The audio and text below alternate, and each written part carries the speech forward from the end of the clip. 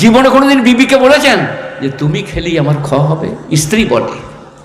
আমাকে দেশি মুরগির ডিম দেয়, আপনার মা পোলট্রি মুরগি খায়, কখনো দুটো করে আনলে সেও একটা খায় সকালবেলায়, আর 2 কাপ চা করে আনে, তারটা লাল চা, আমারটা দুধের চা।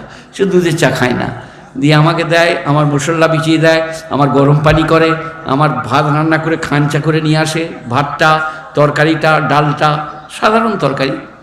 তো বলে, বাবা আপনার এখনো 8 মঙ্গলার মতন খেদমত গো।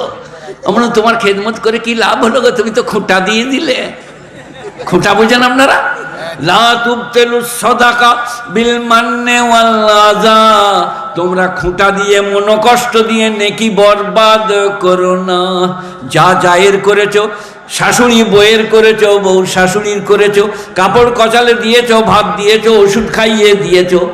তারপরে একদিন লেগেছে বুঝলেন, তিলিধানা তিলিধানা, মনে হচ্ছে ধুনুড়িতে তুলো ধুনছে, তোরকে করিল, তোরকে ধুইল, তোকে দিল। ফেরেশতারা বলছে তোর সব গেল লো, হাত মেরে সব বরবাদ করে দিলি।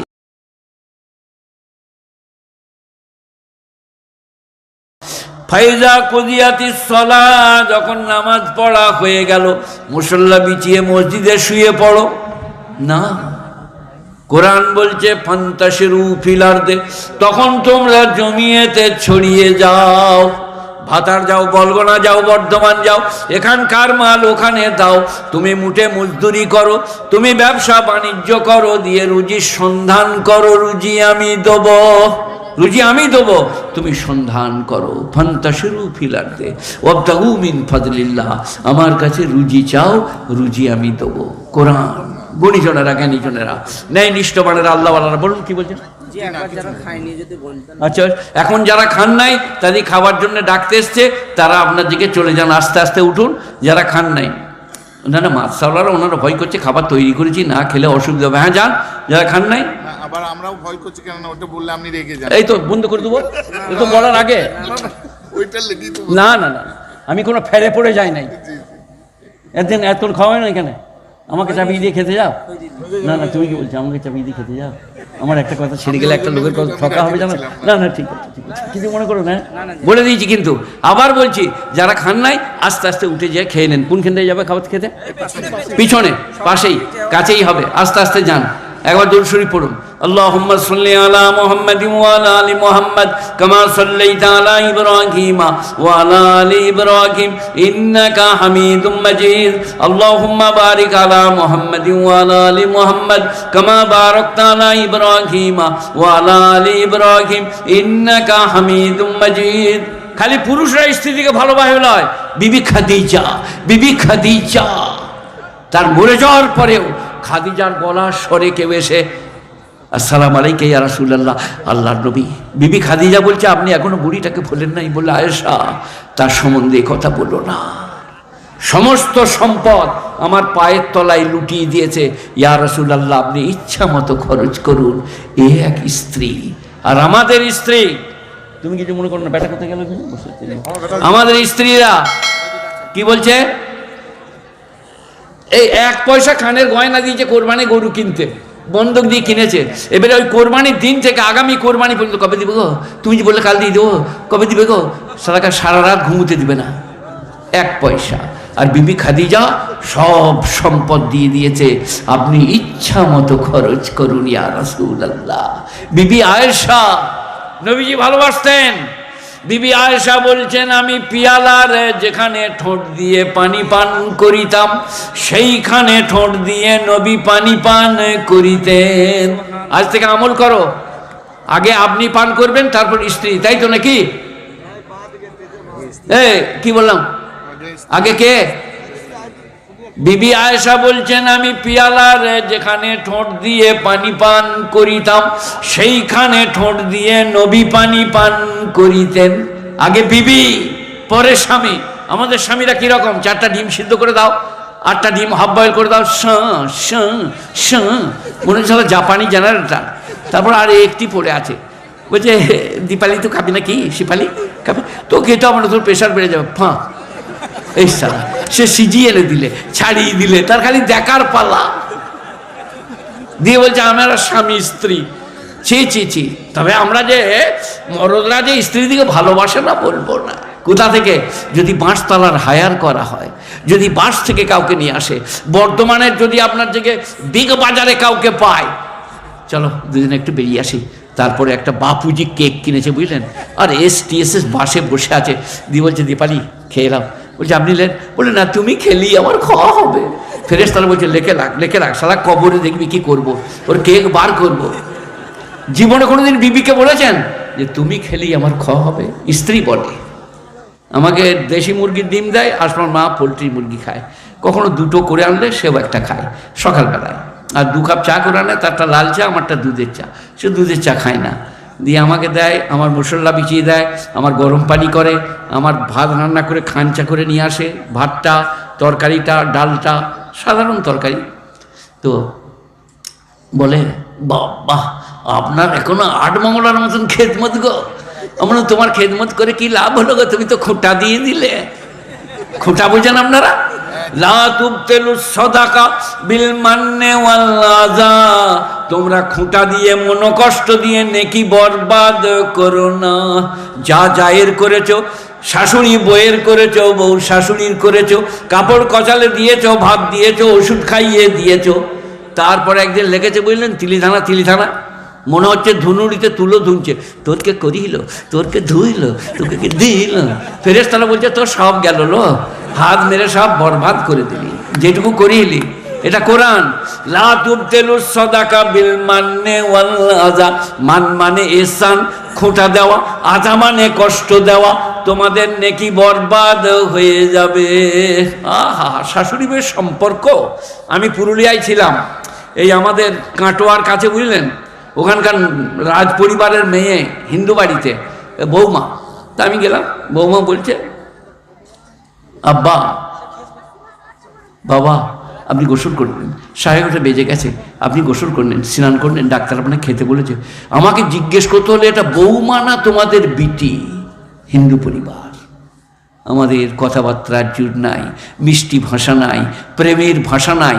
বিশ্বনবী বলছেন, স্ত্রীর মুখ দেখে স্বামী যদি সন্তুষ্ট হয়, সে বিবি জান্নাতি, সহজ মহিলা।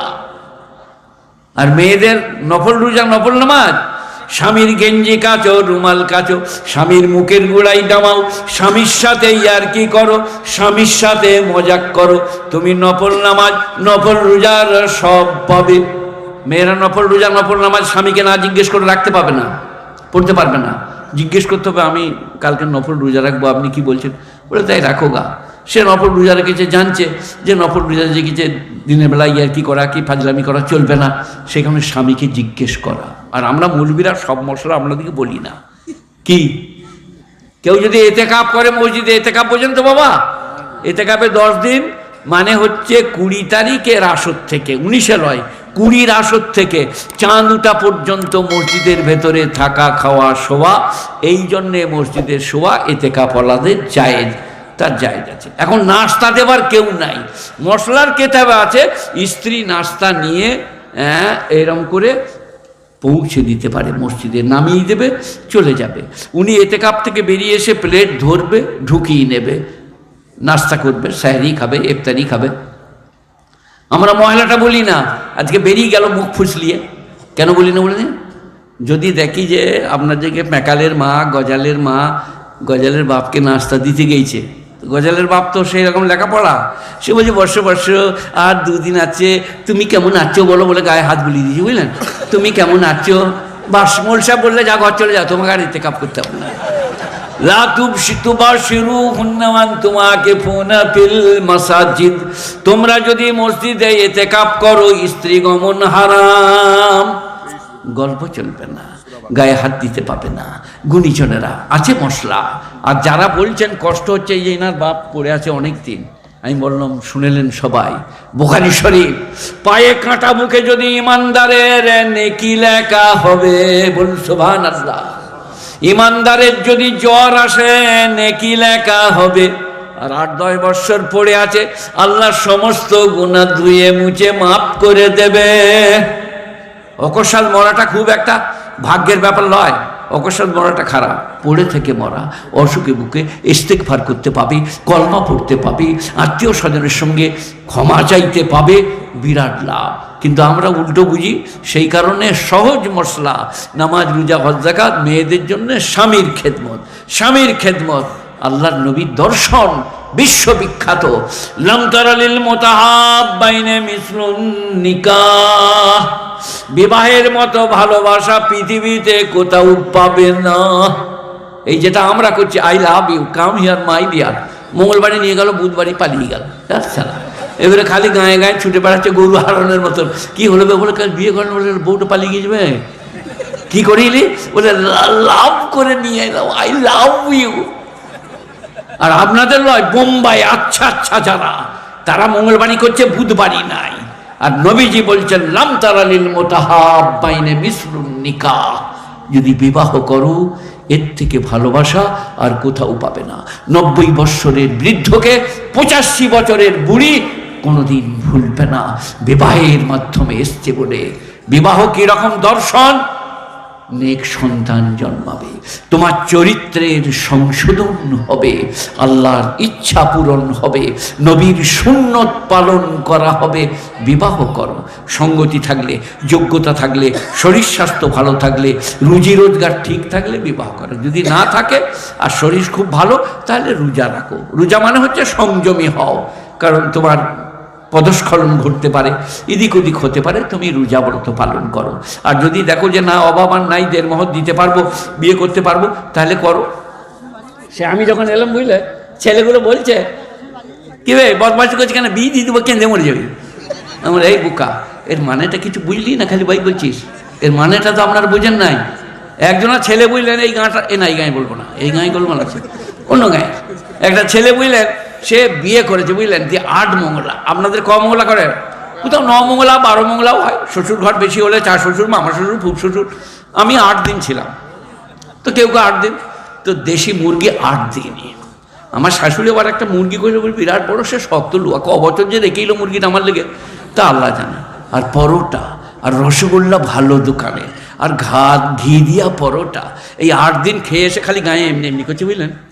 বুঝলে শালা আমার বাপ কি বদমাইশ বে, 1 দিন বিয়ে দেয় নাই কেন, শালা 8 দিনই মুরগি বে, আর রসগোল্লা গাওয়ার পর কি ভুল করেছি, 1 দিন কেন বিয়ে করি নাই, এরকম বলে বেড়াচ্ছে। তা করতে করতে একটা ছেলে হয়ে গেছে 1 বছরের মধ্যেই। এবারে নিয়ে আয় আন্ডারপ্যান্ট, নিয়ে আয় জাঙ্গিয়া, নিয়ে আয় হরলিক্স, নিয়ে আয় ভিভা, নিয়ে আয় ওষুধ, চলছে। ওই করতে করতে আবার একটা হয়ে গেছে। এবারে অসুখ করেছে, নিয়ে যা ডাক্তারখানা, দে ওষুধ, লে হরলিক্স, লে ভিভা, নিয়ে আয় মিজরি। তখন সর্দি করে গেছি, বুঝলেন, নাক দিয়ে শিয়ান ঝরছে, আর মাছিরা চান্স খুঁজে বেড়াচ্ছে। মাছিরা ঘুরতে ঘুরতে দেখেছে শালার নাকে শিয়ান আছে, ফোঁ ফোঁ করে এসে বসেছে, বুঝলেন। তখন ও বলছে, শালার মাছি, বাপকে বলে তোর বিয়ে দিয়ে দেবো, আমার মতন তো ওরও শিয়ান বেরিয়ে যাবে দেখবি। এইটা হলো যে হাসছিস কেন, বিয়ে দিয়ে দেবো, কেঁদে মরে যাবে। ব্যাখ্যাটাকে বুঝতে হবে তো, খালি ফুটানি করে বেলা আলে হবে না। বাবজিরা, সোনার লাল্লা, গুণীজনেরা, তো আমি একটা কথা আপনাদেরকে বলি, মাদ্রাসার জলসা যদি বলেন শিরক করব না, বেদাত করব না, কুফরি করব না, অন্যায় করব না, কি লাভ হবে জানেন? আমি মৌলভী শওকত ইবনে আব্দুল করিম বলছি, যে সমস্ত আলেম ওলামারা আমাকে পড়াতে পারে, আমি তাদের কাছে নগণ্য এবং জঘন্য আমি বলে যাচ্ছি, যদি জীবনে শিরক না করেন, নামাজে গোলমাল থাকে পেরিয়ে যাবেন, রোজায় গোলমাল পেরিয়ে যাবেন, ব্যভিচার ঘটে গেছে জীবনে পেরিয়ে যাবেন, মানে একদিন না একদিন আল্লাহ মাফ করে দেবে। কিন্তু যদি শিরক করেন, কশ্চিন কালেও আর জান্নাত পাবেন না।